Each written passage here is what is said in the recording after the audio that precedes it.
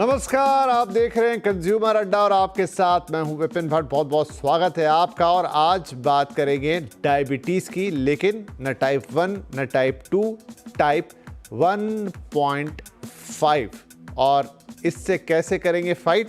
तो बहुत सारे लोगों के लिए शायद ये थोड़ी चौंकाने वाली बात हो सकती है कि भाई अब ये कौन सी नई डायबिटीज़ है। 1.5, टाइप 1 सुना, टाइप 2 सुना, 1.5 क्या आ गया है। तो जी हाँ, ये भी एक प्रकार है और चिंता की बात है इसका होना भी। आप बहुत सारी बातें अभी कर दूंगा तो फिर आगे शो में आप क्या देखेंगे, लेकिन इतना आपको बता दूं कि टाइप 1.5 डायबिटीज़ भी कॉमन हो चली है धीरे धीरे। और कई बार पता नहीं चलता कि व्यक्ति डायबिटीज़ तो डायग्नोस हुई, लेकिन वो टाइप 2 है या एग्जैक्टली 1.5 है। और यहीं पर सारा अंतर आ जाता है।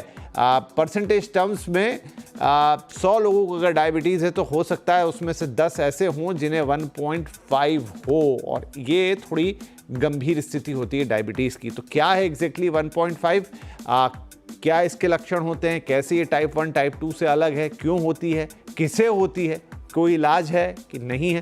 थोड़ा आइडिया देता हूँ आपको 2-3 पॉइंटर्स में कि क्या है ये और क्यों हम आज इसके बारे में बात कर रहे हैं। तो इसका पता पहली बार आसानी से नहीं चलता। मतलब आपको डायबिटीज़ है ये पता चलेगा, लेकिन क्या वो 1.5 है, कई बार डॉक्टर्स भी कंफ्यूज हो जाते हैं। इसके अलावा क्यों इसको इतना खतरनाक माना जा रहा है, पहचानने में देरी होने से कंडीशन जो है वो गंभीर हो सकती है। अगर आपको टाइप 1 है अलग बात है, टाइप 2 है अलग बात है, लेकिन 1.5 है और कहीं आपको लगा कि तो टाइप 2 है और आपने इसको पहचानने में लेट किया क्योंकि टाइप 2 से बहुत अलग है, तो फिर दिक्कतें हो सकती हैं। एंड लास्ट 30 से ज़्यादा की उम्र के लोगों में संभावना ज़्यादा होती है। मतलब ये एडल्टहुड में ही होती है जैसे टाइप 2 डायबिटीज़ होती है, इसीलिए इसके कंफ्यूज कर देने के चांसेस बहुत ज़्यादा होते हैं। तो चलिए डायबिटीज़ के इस नए प्रकार को थोड़ा विस्तार से बातचीत करते हैं। आज हमारे साथ कार्यक्रम में शामिल हो रहे हैं इंद्रप्रस्थ अपोलो हॉस्पिटल के डायबिटीज़ एंड के senior consultant doctor SK Wangnoo, public health analyst doctor Sameer Bhati और न्यूट्री हेल्थ की फाउंडर डॉक्टर शिखा शर्मा। आप सभी का बहुत बहुत स्वागत है। तो डॉक्टर वांगू, ये 1.5 अचानक से कहाँ से आ गया? ऐसा है कि 1.5 अचानक से नहीं आया है। ये टर्म हम पहले भी यूज करते थे, लेकिन जो साइंटिफिक वे में हम इसको 1.5 हमने कभी भी ऐसा नहीं दिया जो क्लासिफिकेशन में आ गया 1.5। इसका जो दूसरा नाम है इसको बोलते हैं latent autoimmune diabetes of adults, LADA। और ये कोई इतनी कठिनाई से नहीं कि इसकी जो डायग्नोसिस है बड़ी कठिनाई से होती है।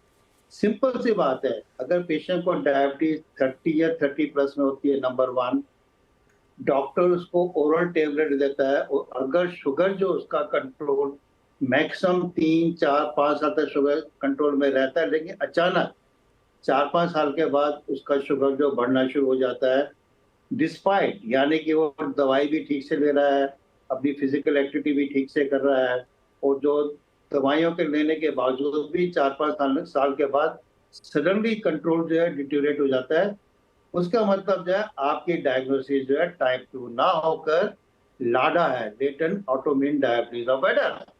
ये एक प्रकार की ऑटोइम्यूनिटी के कारण होता है। और इसकी डायग्नोसिस का जो सबसे बड़ा एक हमारा क्राइटेरिया है, नंबर 1 एज 30 के ऊपर होनी चाहिए, नंबर 2 पेशेंट का कंट्रोल डिटेरियोरेट करता है 4-5 साल के बाद ओरल ड्रग से, नंबर 3 जो एंटीबॉडीज होते हैं जो पेनक्रियास के अगेंस्ट बनते हैं, बहुत तरह के एंटीबॉडीज बनते हैं, उसको बोलते हैं pancreatic islet cell antibody, insulin auto antibodies, GAD65 antibodies, zinc T8 antibody. एक भी एंटीबॉडी पर्टिकुलरली GAD65 जो कॉमनेस्ट है, अगर GAD65 एंटीबॉडीज पॉजिटिव होते हैं, जो कि टाइप 1 में भी पाया जाता है, अगर वो इन पेशेंट में पाया जाता है तो उसको हम बोलते हैं लाडा। और कई लोग उसको 1.5 का टर्म देते हैं कि ना इधर की ना उधर की, बीच की डायबिटीज। और इसमें उस समय जब ये पता चलता है कि इनको लाडा है तो कोई दवाई काम नहीं करेगी, उनको फिर इंसुलिन पूरी लाइफ लेना पड़ेगा। सेम चीज क्या करते हैं कि नॉर्मली जैसे टाइप 1 डायबिटीज होती है, इनिशियली प्रेजेंट हुई, एक्यूट ऑनसेट हुआ, की को देख लीजिएगा, स्लोली प्रोग्रेसिव टाइप 1 डायबिटीज का आप समझ लीजिए कि लाडा है, टाइप 1.5 है, जो स्लोली प्रोग्रेसिव है, उसका भी ऑटोइम्यून इटियोलॉजी है, उसमें भी इंसुलिन की जरूरत पड़ती है, वो भी यंग एज में होती है, 30+ में। तो कॉमन पब्लिक में इवन विदाउट टेस्ट हम क्लिनिकली बता सकते हैं। मैं तो हमारे जो क्लिनिक के पेशेंट आते हैं, 30 साल से ऊपर डायबिटीज हुई, 4-5 साल में कंट्रोल रहा, फिर नहीं, मैं तो कहता सिंपल सी टाइप 1.5 है, टेस्ट कराते हैं, पॉजिटिव होते हैं, फिर मैं उनको इंसुलिन स्टार्ट करता हूँ। तो this is the main okay, problem. चलिए, तो ये एक तरह का ऑटो इम्यून डिसीज है, और ये चूंकि ग्रेजुअल प्रोग्रेशन है, 1 का 1.5 इसलिए इसको कह दिया जाता है, या उसको अलग अलग क्या उसके इंटरप्रिटेशन है वो डॉक्टर साहब ने अभी हमें बताया। डॉक्टर भाटी, लेकिन जो टेस्ट लगता है वो तो क्या है, फास्टिंग कराते हैं तो पता लगता है कि शुगर है, HbA1c कराते हैं तो पता लगता है कि शुगर है। जिनको बचपन से ही हो टाइप 1 वो अलग बात है, लेकिन ये एडल्टहुड में हो रही है, तो ये तो हमेशा ही कंफ्यूजिंग रहेगी। क्या कोई पर्टिकुलर टेस्ट होता है जिसमें 1.5 या फिर डॉक्टर साहब ने जैसा समझाया कि वही एक अरसे के बाद बताते हैं कि ये आपकी बेसिकली 1.5 है? देखिए, जब डायबिटीज की बात करते हैं तो यहाँ पे बहुत जरूरी होता है कि राइट डायग्नोस हम ठीक टाइप से डायग्नोस कर ले। पहले डायग्नोस करने के बाद हमारी उसकी मॉनिटरिंग ठीक से हो, ताकि ट्रीटमेंट मैनेजमेंट ठीक रहे, ताकि बीमारी के कॉम्प्लिकेशंस को हम अवॉइड कर सकें। अब यहाँ पर ये रहता है कि टाइप 1 एंड टाइप 2 के बारे में ज्यादातर सब लोग बात करते हैं, सुनते रहते हैं, बट टाइप 1.5 के बारे में, या जैसे डॉक्टर साहब ने लाडा बताया, तो इसमें इसका जिस तरह से उन्होंने बताया कि ये लेटेंट ऑटो इम्यून डायबिटीज और अडल्ट में, इन अडल्ट, देखिए लेटेंट मतलब ये है तो सही, मतलब एग्जिस्ट कर रही है, बट आपको पता नहीं है, विजिबल नहीं है ना, धीरे धीरे विजिबल होती है। पर अडल्ट में जैसे आपकी उम्र, क्योंकि क्राइटेरिया एक डिफाइन किया गया है कि 30 साल से ऊपर के बाद अगर ये सब चीजें दिख रही है आपको, तो फिर आप उसको उस कैटेगरी के अंदर डालेंगे, ताकि, क्योंकि इसमें हम टाइप 1 में तो देखिए एकदम से सडन ऑनसेट होता है, सिम्टम्स आपको रहेंगे, आपको पता लग जाएगा, डायग्नोस बन जाएगा, बट इसमें धीरे धीरे होता है कि एक तो इंसुलिन आपके पास बिल्कुल नहीं बन रहा है, एक टाइप 2 डायबिटीज में क्योंकि आपकी लाइफस्टाइल की वजह से, जीवन शैली की वजह से आपका जो इंसुलिन है वो धीरे धीरे फिर आपका कम हो रहा है, और धीरे धीरे आप इंसुलिन पे शिफ्ट हो रहे हैं। बट जो लेटेंट हो गया, इसके अंदर ये हुआ कि बन तो रहा है, पर धीरे धीरे धीरे डिजीज का प्रोग्रेशन बढ़ रहा है, और आप पूरी तरह से लाइफस्टाइल को मॉडिफाई कर रहे हैं, सब कुछ कर रहे हैं, एक्सरसाइज कर रहे हैं, वॉक कर रहे हैं, दवाइयां भी चल रही है, बट फिर भी आपका शुगर लेवल बढ़ा जा रहा है, तो फिर उसको टाइप 1.5 के अंदर कैटेगराइज करते हैं। और इसमें टेस्ट के लिए देखिए, जैसा बात की कि ठीक है, ब्लड शुगर फास्टिंग या HbA1c ये हमें बताएगा कि आप डायबिटिक हैं कि नहीं है, बट हाँ, डायबिटीज में जो टाइप का बात की, उसके लिए फर्दर हम एंटीबॉडीज टेस्ट करते हैं, जिसमें सबसे कॉमन एंटीबॉडी GAD करके एक एंटीबॉडी टेस्ट होता है, ब्लड का ही एक टेस्ट होता है जिसके जरिए पता लग जाता है, और एक C पेप्टाइड टेस्ट करने की भी जरूरत पड़ सकती है, तो बाकी साथ में हम इंसुलिन टेस्ट भी करते हैं। तो ये 2-3 टेस्ट करके, एज देख के, सिम्टम देख के, इन सब चीजों को हिस्ट्री देख के एक बार फाइनल इसको कैटेगराइज किया जा सकता है। बट चैलेंज एक्चुअली यही आता है कि कई बार ये मिसडायग्नोस्ड रहता है कि आपको 1.5 है और आप लंबा उसको खींचे जा रहे हैं, फिर कई बार डायबिटीज के कॉम्प्लिकेशन, क्योंकि ज्यादातर आपने देखा होगा कि इवन टाइप 2 डायबिटीज के अंदर भी लोग दवाइयां बंद कर देते हैं और डायबिटीज काफी बढ़ जाती है। तो 1.5 तो निश्चित तौर पे कई बार मिस्ड अनडायग्नोस्ड रह जाती है, क्योंकि लोग ज्यादा मॉनिटरिंग पे ध्यान देते नहीं।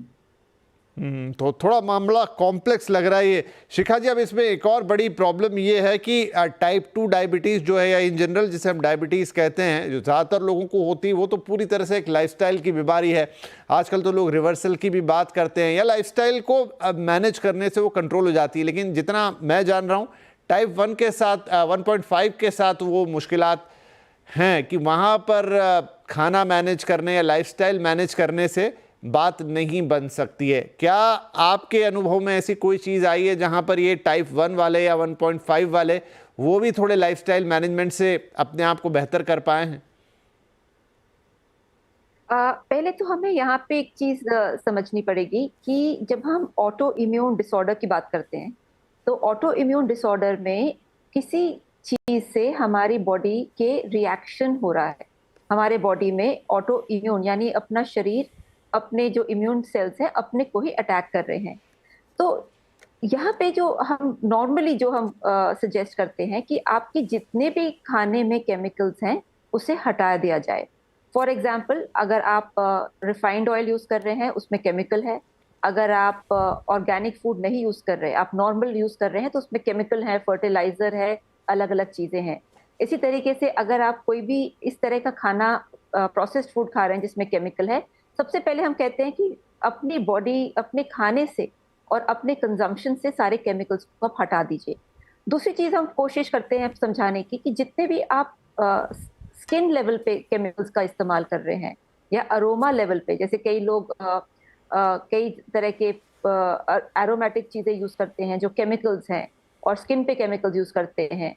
हेयर डाइज, हेयर कलरिंग का भी जैसे कुछ लोगों को इनिशियली रिएक्शन होता है और फिर धीरे धीरे करके वो बढ़ता रहता है आगे जाके और डैमेज करता है। तो हम कहते हैं कि आपको एक केमिकल फ्री जिंदगी जीनी है, जिससे कि आपकी जितनी भी इस तरह की कोई भी आपको रिएक्शन हो रहा हो, इंटरनल हो रहा हो, स्लो पेस्ट हो रहा हो, उसको सबसे पहले आपको क्लीन अप करना है, यानी we give them a clean diet.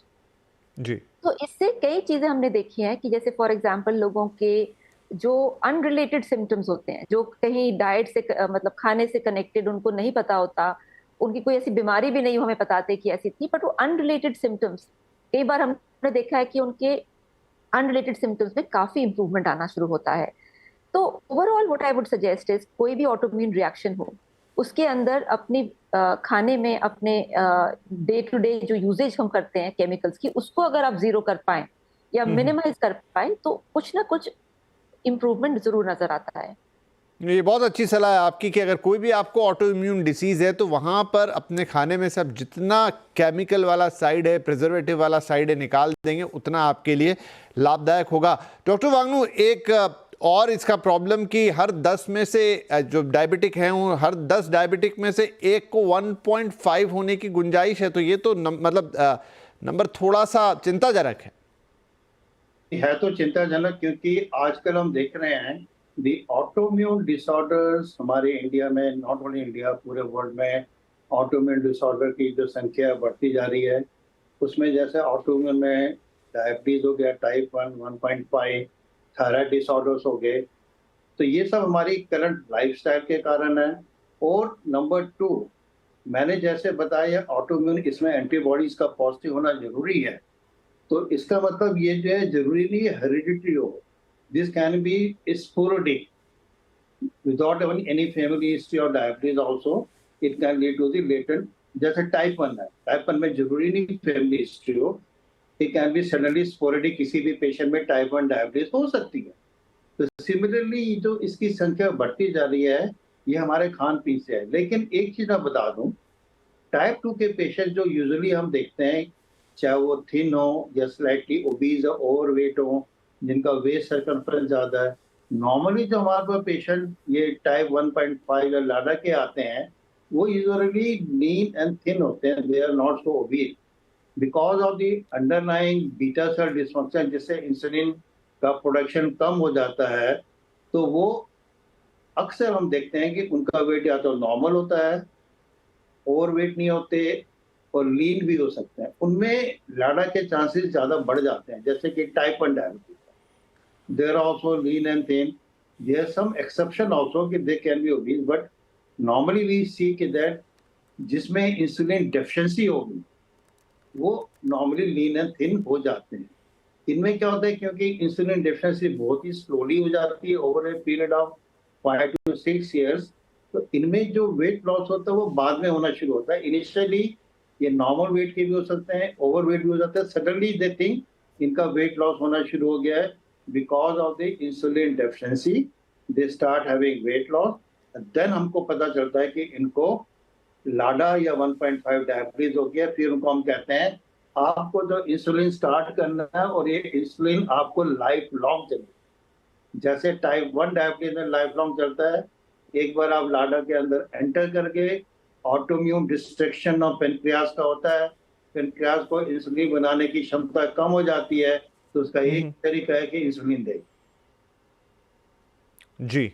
तो चलिए, ये एक लाइफस्टाइल डिजीज़ भी है, ये एक ऑटो इम्यून डिजीज़ भी है। कोई ज़रूरी नहीं, जैसे डॉक्टर साहब कह रहे हैं कि ये कोई आपको वंशानुगत मिले, ये किसी को भी हो सकती है। और जो मैं बता रहा हूँ कि हर 10 में से एक केस डायबिटीज़ के अंदर वो 1.5 का इन दिनों निकल रहा है। तो अब ये भी एक नई चीज़ है, क्योंकि आप इसे बहुत ज़्यादा लाइफस्टाइल चेंजेस से एक कंप्लीटली ठीक नहीं कर सकते हैं, और इसमें फिर आपको ज़िंदगी भर इंसुलिन लेना भी पड़ता है। चलिए यहाँ एक छोटा ब्रेक ले रहे हैं, लेकिन ब्रेक के बाद इसके थोड़े इलाज वाली, हालांकि इंसुलिन लेना होगा, लेकिन क्या और कुछ संभावनाएं हैं इसके अंदर, इसके शुरुआती लक्षण क्या डायबिटीज़ से अलग हैं, आपको कैसा पता लगेगा कि भाई क्या हो रहा है, क्या शुरू में पता लग जाए बिल्कुल शुरू में ही तो आप इसको कुछ कर सकते हैं, इसे बेटर मैनेज कर सकते हैं, इसका भी कोई रिवर्सल पॉसिबल है क्या ऑटो इम्यून होने के बावजूद? ये कुछ 2-3 अहम सवाल इस छोटे से ब्रेक के बाद।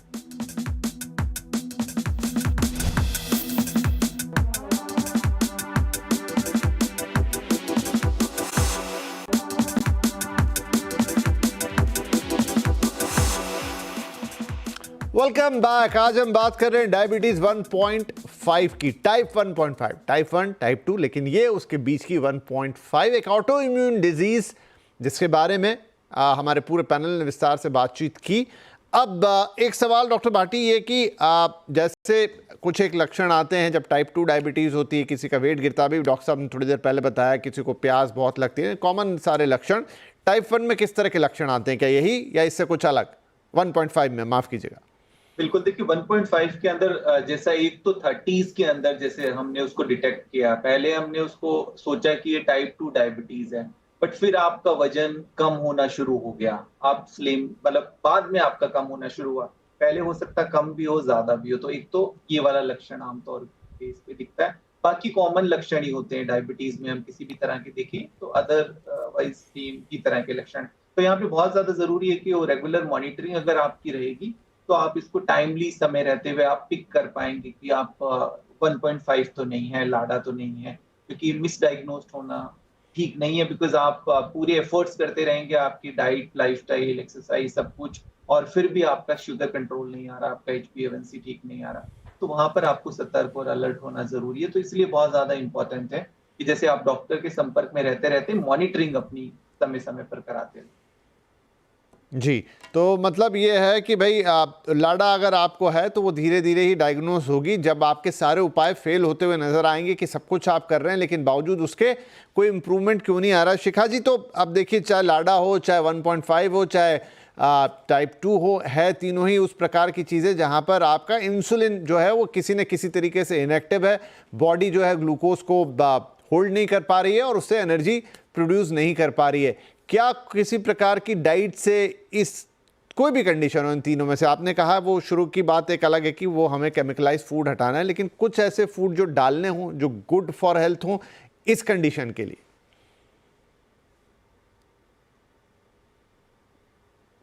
मैम आप म्यूट पर हैं। सॉरी, जो डायबिटीज में, एंड खासकर डायबिटीज आपको पता है कि प्रोग्रेसिव डिसऑर्डर है और शरीर में पूरा इन्फ्लेमेशन हो जाता है, तो इन्फ्लेमेशन को काउंटर करने के लिए बहुत जरूरी है कि आप एंटीऑक्सीडेंट्स लें। एंटीऑक्सीडेंट्स जैसे कि आंवला में होते हैं, एंटीऑक्सीडेंट्स जैसे उत्तराखंड में जो बुरांश का फ्लावर है उसमें पावरफुल होते हैं। इसी तरीके से सी बकथॉर्न है, वो भी हिमालय का एक बेर है और वहाँ पे कॉमनली उसके शरबत बनते हैं और बाकी चीजें, बट उसको आप बिना चीनी डाले भी ले सकते हैं। तो इस तरह के आपको आइडेंटिफाई करने हैं कि जो हमारे खाने पीने में जो पावरफुल एंटीऑक्सीडेंट्स है पहले तो उन्हें लेना है, बहुत जरूरी है। दूसरी चीज है जो बहुत इंपॉर्टेंट है कि डायबिटिक्स को अपनी मसल को प्रिजर्व करना है, यानी उनकी मसल डिस्ट्रॉय ना हो, बिकॉज जैसे जैसे मसल डिस्ट्रॉय होगी वैसे वैसे उनकी किडनी पे डैमेज आएगा और साथ में उनकी इंसुलिन कंडीशन, उनकी डायबिटिक कंडीशन और वर्स होगी।